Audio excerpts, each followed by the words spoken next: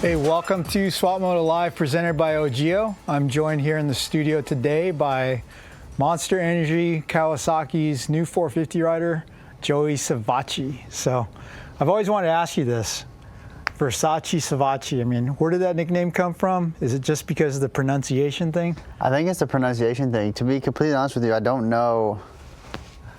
Like, I've thought about like where it originated from or who thought of it, but I think it was just an easy way for someone to know how to pronounce my last name. Yeah. You know, it just has that rhythm to it. So I guess, and that's obviously the reason I kept it. I don't know where it came from, but. So do you own a Versace shirt? I own a Versace watch. Oh, okay. But no, not a shirt. No shirt with like lions and tigers on it? No, it's out of my price range. Yeah. Well, maybe not now. Big 450 guy. Still try to be tight on the wallet. Yeah. Smart. Yeah, try to be. How are things going for you on the new Monster Energy Kawasaki team? I mean, the move to the 450 class is a big one in a rider's career, and you certainly seem like you've made a nice transition. Yeah, it's. I think it's gone about as well as I could have asked. Mm-hmm. Obviously, when you make a transition, you always have like a goal or an ideal situation set up. Like, all right, this is what I expect to happen. This is what I would like to happen. Mm-hmm. And there were some areas that I was a little nervous about, but it was one of those deals, like I got on it and we started riding and doing a little testing, and like right away I was like, wow, this is really easy transition. So, I mean, we had a good run at Monster Cup. I think we showed some speed, and you know, there's areas that we can be better at, but I've loved it so far. The team's been awesome, very supportive, and open and hungry to making changes to better suit me. So, like I said, there's not a lot more I can ask for. That new bike is incredible. Yeah. Light, you know, fast, narrow, nimble, all the things you feel like you have on a 250, and then you add a couple extra horsepower, and here we are. Okay, coming onto a team with a guy like Eli Tomac, who's obviously super accomplished.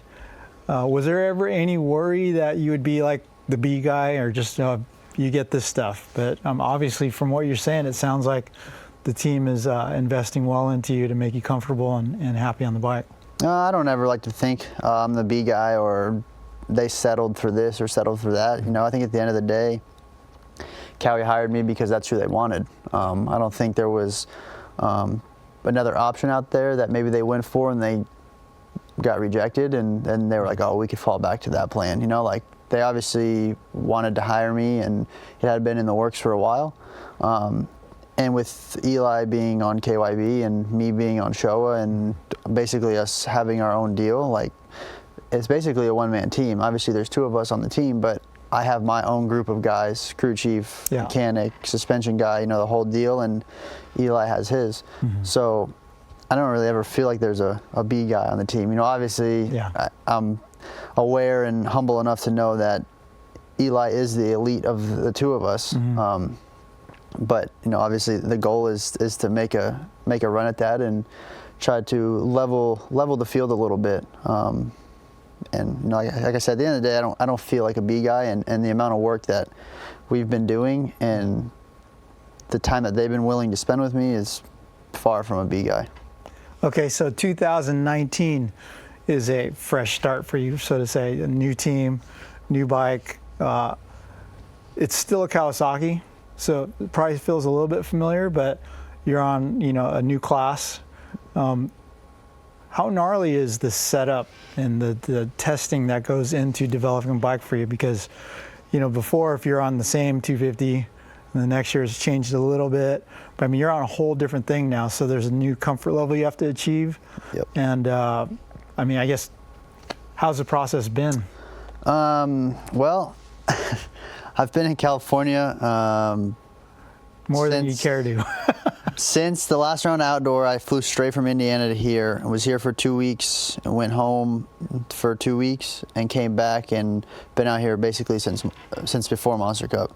So I've spent more time out here in the last 5 weeks than I have in the last 5 years. Yeah. And you know, and a lot of that is I only have one shot at this. You know, to make the jump to the new class, the debut, I only have one shot to make that count. So if it means I have to spend some more time out here and make progress, then I'm all about it. Obviously, if I was out here and we were going in circles and not making any progress, I would have left. But for me, the biggest thing is comfort.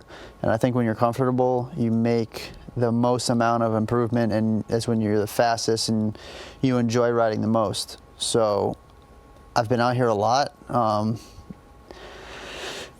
Not as I would have liked to have gone home and stayed home, but at the same time I went home and I was like, well, you know, I felt like this could be better here and I can be better here. And the only way for me to really kind of go after that while it's still fresh on the mind is to come back out here.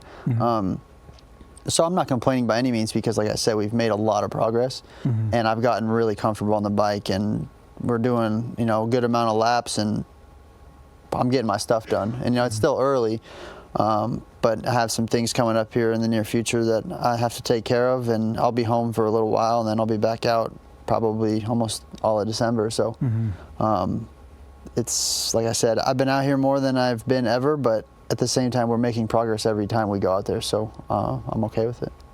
What is the hardest thing about switching to the 450 class after spending your career on 250? Is it the bigger bike? Is it racers you race against? Honestly, just being mindful of how much power is there. You know, like, it's easy to say and be like, all right, yeah, I just got to be careful. But the first time you go to get on that thing and it starts to get out of hand, it's like one of those deals you're like, whoa, you know, like, and it could be on any type of surface. You know, obviously when it gets dry, you have to be mindful not to get on the throttle too hard, because the rear wheel's going to just spin. You know, when you lose drive, going off of jumps, maybe endo or through the whoops, you know, like you get on throttle too hard, you start spinning. And then you have the opposite. You go when the track's tacky in the morning and you come out of the corner and you go to grab a handful and the thing wants to wheelie over the face. Yeah. Well, I've done that before and it's not good. So, you know, the throttle control is very key. And I think for me, like, I have pretty good throttle control. So it's thankfully so far it's been a easy transition on that side of it, but I would say that is the hardest thing. It's just knowing when you can get away with the throttle, you know, what you can get away with power-wise, and what the track's willing to give you. Yeah. Even on a 250, you never were that crazy wide open guy banking off stuff, just hanging it all out. Does the 450 suit you better because you're a smooth, calculated rider? I'd like to think so. I think obviously Monster Cup's a one-off deal, but I mean, for the amount of time that we had on the bike and the preparation and stuff, like, I felt really good. Obviously there was areas where I didn't feel great, but I felt like, you know, speed was there all day through all the practices, all the mains, you know, we were top 3, top 4 overall time. So I think that helps being a little bit more patient. There's a lot of guys that I think get away with that bulldog mentality, just wide open and banking off of everything, and I just think that the 450 doesn't, for the most part, doesn't let you. I think there's the exception. I think Eli does a pretty good job of just bending the bars in half almost, you know, like just so gnarly. But then you have guys like Marvin, who's a complete opposite. Probably barely hits the rev limiter and barely goes over 7,000 RPM. Yeah. So I think you have two sides of the scale, but for sure a lot more of the lower end of that scale I think pays off than it does being the harsh, out of control, you know, a lot of mistakes type of guy. Cool. Well, hey, on that note, we're going to take a quick break to hear from our sponsors. When we come back, I'm going to ask Joey about his new look for 2019.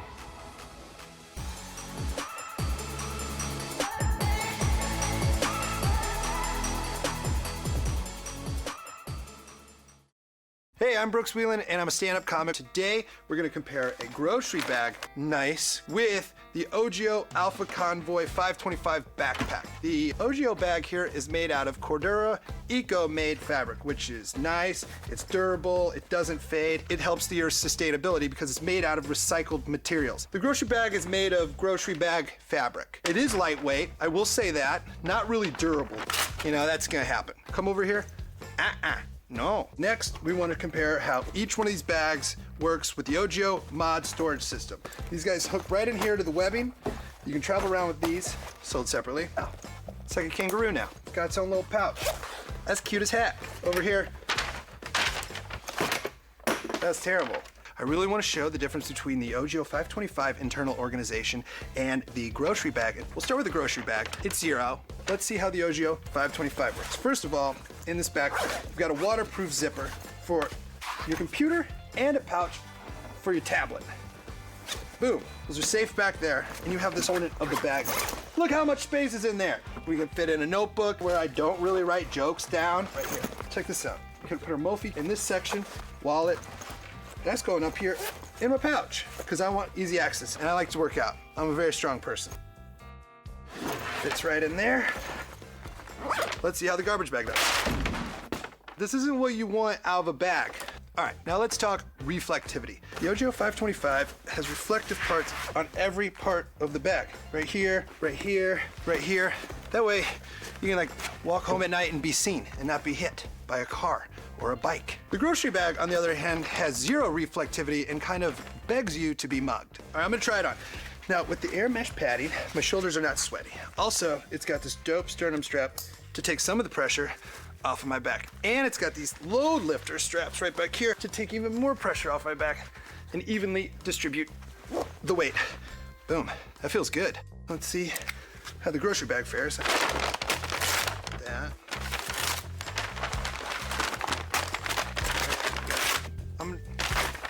That didn't work. I'm gonna have to go with the 525. The Ogio Alpha Convoy 525. Boom. Sleek. Cool. Well, the bag, at least. What the bag is wearing is like insecure and unsure. But the bag is cool.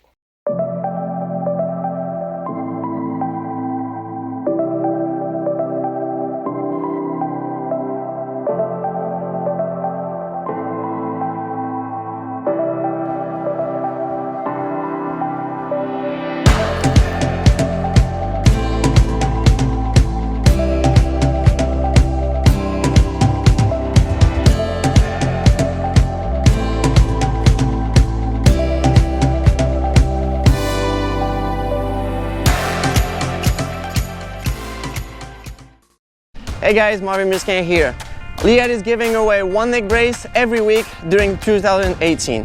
For your chance to win, send your best thrill moment, and for more details, check out Liad on social media.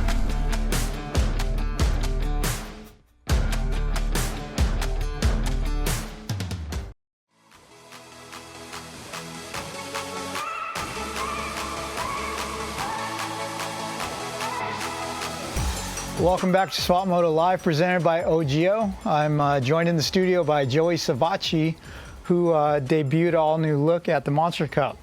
How many corny jokes have you gotten about just one? How many helmets you get? Just one? I don't even want to talk about it, dude. It will go on forever. Yeah. So I've already tried to mentally prepare myself for that, but just when you think it starts to go away, someone brings it back up. You know, like whether it be Vanessa, the PR girl, she'll start it, and then Dominic, the other PR guy, he'll start it, and then next thing you know, my mechanic's doing it, and then you got Osho who starts doing it. I mean, it's just it never ends. Yeah. But at the same time, it's all good, and as far as I'm concerned, it's more publicity. Okay, so Just One is a brand in the U.S. that is best known for helmets, but they are starting a new gear line based around you, correct? I mean. Yep. So don't quote me on this, and I probably should have done some research before I came in here, but it will be available to the public to buy online in January, I'm pretty sure. Okay. So obviously from now until then, the gear is one-off and you can't get it. But they plan to make it obviously available to the public. We'll start online only in January. And then they also have some new stuff coming out that should be very exciting in early of next year. So something to keep an eye on. Yeah. You know, it's funny. The stuff looked really good. I mean, I like how it was simple It's just color blocking, and Yep. and dude, I'm always of the belief that, like, dude, if you ride a green bike, you should wear green gear sometimes, you know? And that's like, obviously with it being new, there's always the what ifs. And Monster Cup was kind of blind for us because them making the gear for me specifically, we didn't have a whole lot of time from the time that we announced it and I could actually wear it to Monster Cup. So we kind of just rolled the dice. Sent me some sample stuff early on, and I was like, all right, well, I don't like this, and I think this could be better. We need to fix this and do this. And we had some stuff actually for Monster Cup that we couldn't wear. Oh, really? Yep. So I actually ended up wearing the stuff that they sent me for sample-wise. So, I mean, as it turned out, you know, I got a lot of compliments on it, and I think the gear is good. It's very good. It's like you said, there's not too much going on. And it goes well with the bike, and like I said, it fits really well. But again, we had some minor stuff go on that wasn't really preventable, I guess, just because it's all new and all the bumps are being smoothed out and all the stuff's being ironed out. So it was a little nerve-wracking, you know, like for debut with the team and debut with the gear and everything, and you're like, man, I just hope everything goes as smooth as possible. You know, they don't have anything previously to go based off of, all right, well, he needs this length and this, you know, it's kind of like just guess and figure it out. And as it turned out, you know, everything went smoothly.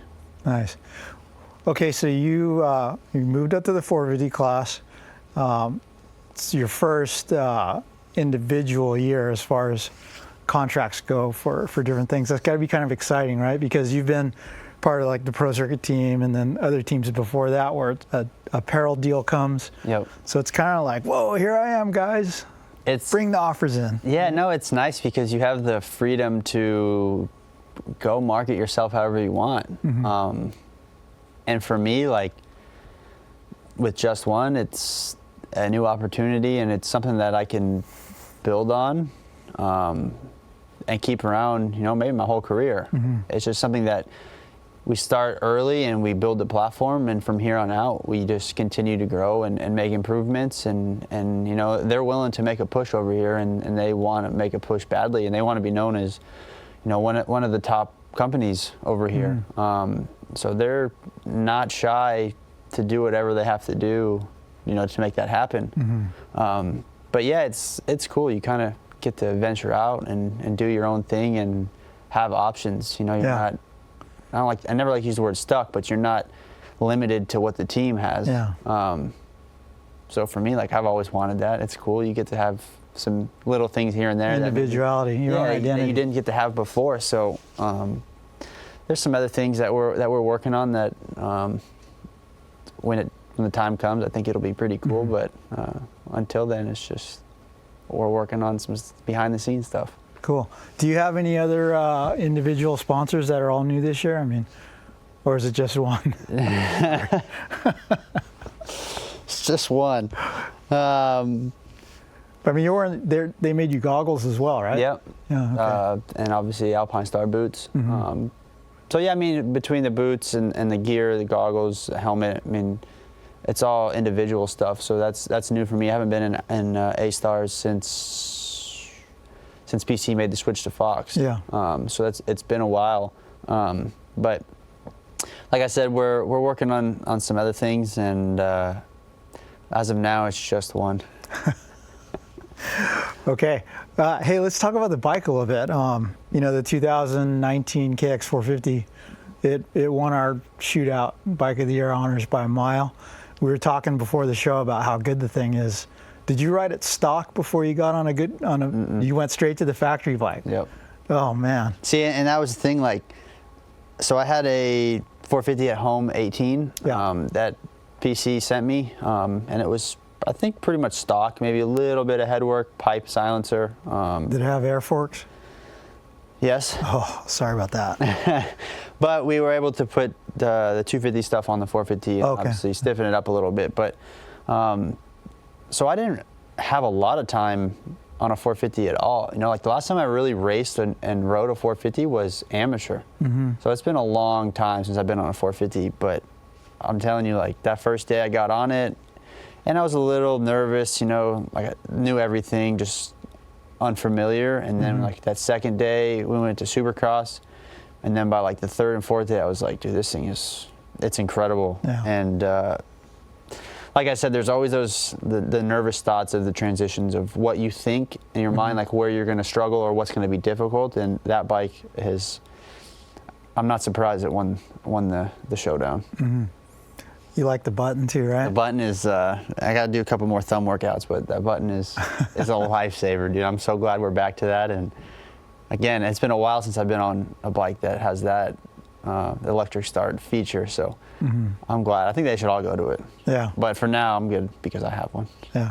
What's your favorite thing about the bike? Is it the way it handles? I think the way it handles, but also I have three things. I like the weight, that it doesn't feel heavy like a 450.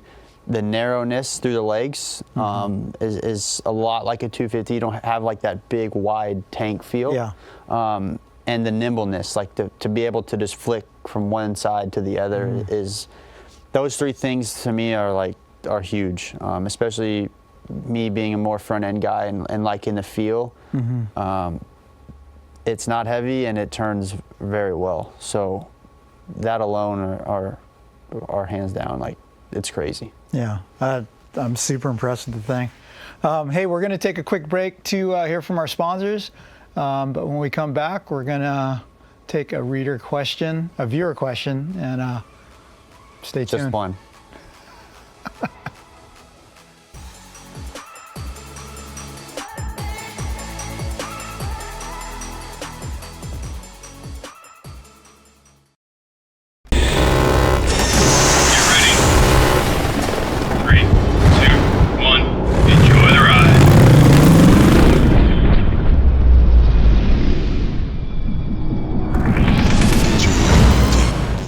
Since 1973, FMF has been about getting more out of riding motorcycles. More power, more wins, more fun.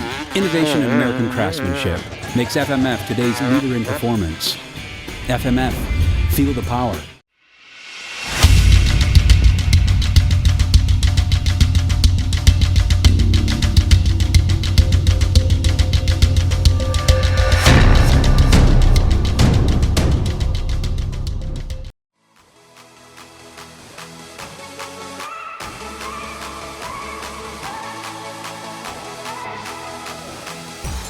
Welcome back to Swapmoto Live, presented by Ogio. I'm here with Joey Savatgy. Earlier today, I put on my Instagram, ask Joey a question. So let's dig up a good one here. So, okay. How many are you asking? Just one. Okay. Just Zoid Photos. I think you know Zoid, right? Yeah, I haven't even segued into the subject yet, but like, did you get a bonus from Eli Tomac at Monster Cup? I knew this was coming. Is there like a plead the fifth to this? You could do what you want here. I don't feel, not that I don't feel comfortable, I just don't feel like it's the time yet or the place to say yes or no. Okay. Put it this way, what I did there was, I did purely out of what I felt like I should do. Like that was the right thing. Number one, kept the team moral or morale high. Yeah. Obviously, if I wouldn't have done that and I would have beat him, I would have gone to the podium and probably gotten tomahawked in the back of the head or something. But and got back to the rig later and just felt like I should retire. Yeah. But two, the respect that that I felt like was needed to give to him, going for what he was going for and going for what I was going for. Yeah, it would have been awesome to win a main, you know, my first go at it. But I truly believe that I would have won that race had I not helped him, or made a mistake. But your hand came off. Yeah, and the third thing is, for us, like I didn't feel like it was necessary to put either of us in danger. Cowie was, I felt, already very happy with how the night had been going. Obviously, him and I running 1 and 2 in the final main, like, it's been a while since they've had that. So I think they were pretty stoked. And, you know, you always read the keyboard warriors and the people at home who don't make any decisions in the sport for obvious reasons. But I felt like, had I gotten through those next 2 corners, which I would have, coming into the sand, he wasn't throwing into the sand like I was. So the momentum was going to be on my side. And I would have stayed against the tough blocks all the way up and around that corner, and I truly believe I would have been okay. But for me, why take the risk? You know, like, at that point, he's going for it. So had I not and him gone for it and us both go down and then neither of us win, like, it would have been a bad deal. So number one, taking the harm out of it, or the danger factor for both of us, because neither of us need it. 2, you know, the biggest thing was the fan became a millionaire. So, like, that's cool to me, you know, like, the fact that they did that and gave somebody an opportunity to leave there not poorer than when they showed up is that's awesome to me. You know, like, I think if they could do that more often, and obviously maybe not be a million, but just to give the fans an opportunity to win something, I think it would help draw crowds in. You know, you have that chance. And it's like the lottery. People are always like, why even play it? But there's a chance, you know, there's a chance there. And there was a chance that guy showed up and collected the most money out of the box and ended up winning $1 million, and he did. Yeah. So it leaves that unknown factor, and people thrive towards that, you know, like, they love that stuff. So get rid of the danger, and you help make your fan a millionaire, and you keep the team morale good, and everyone's happy. And what I heard, you know, I was trying not to watch it on social because I was elsewhere, but then I saw it and I'm like, man, hey, if Joey won that main, yeah, great, he won one of the 3 heats. But it would have been a long year for you at the Cowie truck. And but I mean, hey, you proved that you're fast enough to run up front. You shocked a lot of people with your consistency and your speed at the Monster Cup, and you know, it was good for team morale. You know, absolutely. And like I hope you got a big high five afterwards. At the end of the day, it's all about the team. You know, like, obviously it's all individual, but if you keep the team happy, the year goes a lot smoother. And like I said, had I not helped him by, I don't know how to word it. You know, like, if I hadn't done what I felt like was right and would have won that main, okay, cool, I would have got 2nd overall, and the fan lost $1 million, he lost $1 million. I would have gone back, and he probably would have burned a hole through his semi looking into the team semi to see where I was, just out of pure anger. So again, like, if the roles were reversed, I would expect him to do the same for me. Just out of respect that's there, and being conscious and aware of what's on the line. And that's all I got. You know, I'm not going to get on that subject too much, just because it's. We just changed subjects. All right. So coming in 2019, you have this great showing at the Monster Cup. Obviously, it's a confidence builder going into the year. What kind of things do you expect from yourself? Because, I mean, there have been guys that have moved up to the 250 class, that kind of, or moved up to the 450 from 250s, who are very successful, and it just hasn't happened for them in the bigger bike class. But what do you expect of yourself? I've learned in the past to try to keep my honest thoughts to myself, and if I achieve those things, maybe make a mention of these are the goals that I had. But it's a fine line you walk there when you start saying what you expect or what you hope for, or, you know, how you expect to perform. And, you know, if I sit up here and I say, oh, I want to be here, you know, people are like, oh wow, I can't believe he thinks he's gonna do that good. And then you have those other people that are gonna be like, that's it, he only thinks he can do that well. So it's a lose-lose. I plan to try to get good starts. You know, obviously A1's gonna be big because it's Monster Cup all over again, with the nerves and the unknowns and where you're gonna fit in and all that stuff. But I think if we can go out, qualify good, and start the heat race off on the right foot, get a good start in the main, like I have expectations in my head that I think are for sure doable. And you know, if we get to A1 and those things happen, I'll come find you and we'll talk about it. But I've learned I don't open my mouth on things that I just try to avoid the extra criticism because I already tend to get a little bit. So I have goals and expectations, and they'll be kept within my circle of people. And you know, when we get to that point, if we execute and we do well, and you know, we do what we planned, awesome, I'll talk about it. If not, work on it and go home and try to get faster or fix the areas that need to be fixed. Cool. A little earlier, you alluded to going home to take care of some personal business. By the time this episode airs, this guy's going to have the same ring on his hand that I did. So, congratulations! But man, are you looking forward to the wedding? Yeah, yes. And I told her this, and she's probably going to kill me, but it's not cold feet. I'm just getting nervous. It's getting that time, and like it's getting close, and I don't know why. Like I don't usually get nervous, but she's like, "It's nothing changes except my last name," and I'm like, "There's a lot of things change." Yeah. But now I'm excited. She's awesome, and she's been there for me when we were winning and when we couldn't figure out how to do anything right. And she's got her own deal going on. She's got her BSN, and she works in the trauma center up in Tallahassee, and going back to school for Lord knows what. It's changed a lot of times, but I love the self drive in her, and she's very self-motivated, and she doesn't want to be like, and I mean this in the nicest way possible, she doesn't want to be like the other people in the moto world. She wants to have her own job, to make her own money, and if she wants to go buy something, she doesn't need to come to me, you know, and say, "Hey, can we get this?"